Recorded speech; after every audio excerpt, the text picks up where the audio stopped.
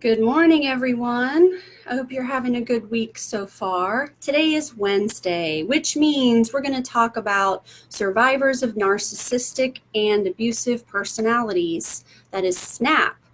That's an educational program and a foundation that we use to treat survivors of abuse, and specifically survivors of narcissistic abuse.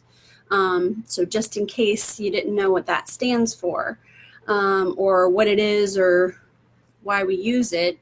It's also the content of the courses that we teach, which you can sign up for on our website, www.claremontmentalhealth.care.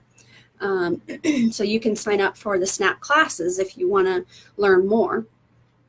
And one more plug, tomorrow is the self-care webinar that I've been talking about. That is with lovefraud.com. And lovefraud.com also has a lot of other really great information and classes. It's affordable. And then once you pay for a class or a webinar, then you own it. You can watch it as many times as you want. So it's being taped tomorrow night live, but after that, it'll still be with Love Fraud, and you can go and purchase it anytime. And again, it's affordable. It's super helpful, and check out the other things they have on the website, because you might be like, whoa, I didn't know that there was somebody who could teach me how to do this. So check that out, lovefraud.com. Today, we're going to talk about content versus intent, all right? A lot of times, narcissistic people, abusive, manipulative people, they want to draw you into over content. So let me explain what I mean by this. A lot of times I will be translating for someone that I'm coaching or a client that I have. Inevitably, people show me interactions that they have with the abusive person or the toxic person, and they're going to pull up texts, or going to pull up an email when I'm meeting with them and be like, read this. What do they even mean by this? Check this out. Isn't this wild? So then I'll read it over, and then I'll translate in narcissist speak. Meaning what he's saying is he doesn't care how you feel. He would just like for you to start acting right. What he's saying is, or what she's saying is, she's actually not sorry for what she did. And this is not an apology. It's actually manipulation. But sometimes some of it's just so wild that you're almost like, is this real? Like, is this for real? This person really saying these things? Well, if you've experienced it, you know what I'm talking about. These are these long back and forth text going on, or email, or it could be that you're having this happen face-to-face verbally. So what an abusive or manipulative person wants to do is they want to distract you with nonsense that's going to confuse you, that's going to also help them control the context and control the narrative. So I'm trying to think of an example. One example might be something like, the other day when you said to me, so I'm the abusive person right now. The other day when you told me that you didn't like how I said that, well, the last time I had a conversation with you like that, and I told you that I didn't like the way you were talking to me, you started crying and ran out of the room. And, the way that makes me feel is that you don't even care about my feelings. Okay. So what's happening now is you've come to this person and said, hey, the way you talk to me, it's kind of mean, and could you tone it down, be a little nicer? And they can't take criticism, and they also can't take responsibility. So what they're going to do is they're going to pull you into some kind of interaction where you're haggling over content, you're haggling over context, you're haggling over the narrative. So now you're saying, wait, hold on. The conversation we were having that you're referring to was not about what you're saying it was even about. You had called me all kinds of horrible names in front of my family that day. I was upset about it. You weren't you didn't seem to care. And so I just walked away crying because, you see, so now here we are down on the level of content, right? And that's where they want you. Because if you're always thinking about the content and how things happened and what he meant by this or what she meant by that, the context of it all, the narrative of it all, then you're too busy trying to figure them out all the time and decipher what they mean and translate it every word. You're too busy doing that to be thinking about the larger context, which is, wow, this person really enjoys making me feel like garbage, right? That's the intent. So, and I'm going to get to how you figure out what the intent is. But you want to just be aware of, notice when you are having a verbal back and forth, whether it's in person or in text with someone, and it seems like that you're, having to constantly set the record straight, and then they're setting the record straight, and you're not agreeing over how things happened, and you feel like that you're to correct what they're saying, and the next thing you know, you're fighting about the context, which really actually almost 99% of the time doesn't matter. It truly doesn't. When it's all said and done, who cares who said what and when, right? It's more about the behaviors and the attitudes of how this person is treating you and how those verbal assaults affect you and what that does for them, right? So that's the intent.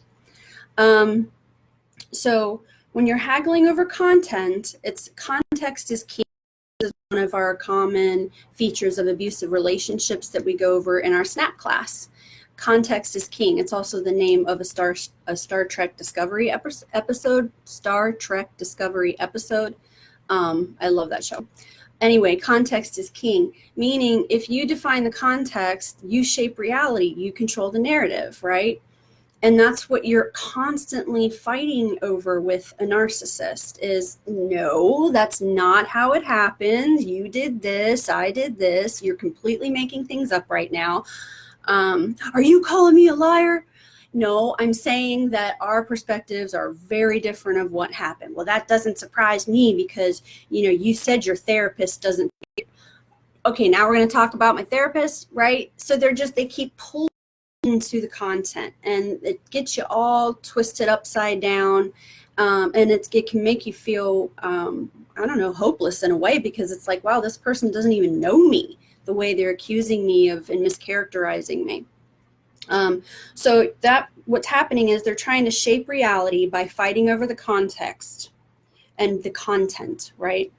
And we're going to fight over the narrative and who's going to control the narrative. And we notice content, right? Just notice when you're there. And how about instead of processing the content with the person who is, in that moment trying to manipulate you, why don't you process the content with someone else, right? Because I understand that some of it is so wild that you got to show somebody and tell someone, like, look at this. Oh my God, can you believe that they said this? Isn't that crazy? Whoa. I get that. I need to do that stuff too sometimes. So, it does help to process it, but it's not going to help anything to process it with the abusive person. And in fact, every time you're communicating with them, you're giving them more and more information that they can then weaponize and use to manipulate you further. Okay, so how do we know when someone has, brought us to that level of content, and then how do we recognize the intent? I wanted to say this too, sorry. When you're noticing the content, don't go deep into it in your mind. Don't read into it. Don't try to assign a bunch of meaning, because 9 times out of 10, it's completely meaningless. And it's just something they're doing in the moment to get your goat and to get you to react. So, you don't need to add layers of meaning, assuming that this other person is having these deep thoughts about the whole situation, because they're not. They're just trying to get what they want. So don't go meaningful with it. It's no more meaningful than like a toddler or a teenager that's like, I hate you, Mom. You're the worst, Mom.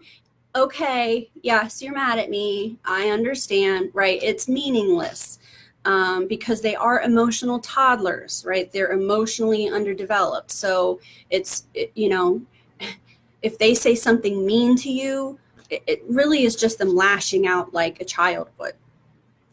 And you want to get back to that level of intent and what they were hoping to achieve with this interaction.